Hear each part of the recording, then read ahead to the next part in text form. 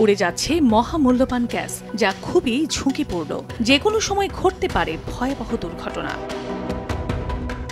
ব্রাহ্মণবাড়িয়া সদর উপজেলার সুহিলপুর ও মজলিশপুর ইউনিয়নে অবৈধভাবে উড়াল গ্যাসের ব্যবহার বন্ধে অভিযান শুরু করেছে জেলা প্রশাসন। মঙ্গলবার দুপুরে নির্বাহী ম্যাজিস্ট্রেট মোহাম্মদ সেলিম শেখের নেতৃত্বাধীন ভ্রাম্যমাণ আদালত এ অভিযান চালায়। এ সময় বিপুল পরিমাণ প্লাস্টিক পাইপ ও কম্প্রেসর হিসেবে ব্যবহৃত ড্রাম জব্দ করে ধ্বংস করা হয়। অবৈধ এবং ঝুঁকিপূর্ণ গ্যাস পাইপলাইনগুলো অপসারণ করার জন্য মাঠে নেমেছি।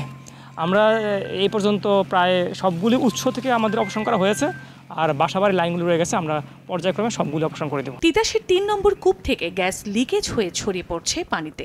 Bangladesh gas field company limited কর্তৃপক্ষ জানায়, এর আগে গ্যাস লিকেজ হওয়ার ঘটনায় ২০০৬ সালে কূপটি বন্ধ করা হয়। বর্তমানে লিকেজ দিয়ে যে গ্যাস বের হচ্ছে তাও ধীরে ধীরে বন্ধ হয়ে যাবে। ৩ নম্বর ওয়েল থেকে এটা টেকনিক্যাল ইয়াতে হয়েছে, ওটা টেকনিক্যাল টিমের মাধ্যমে আমরা ওইটা সমাধান করেছি। সোর্স অলরেডি বন্ধ, আর কোনো ওয়ে নাই এটাকে রিমেডি করার মতো।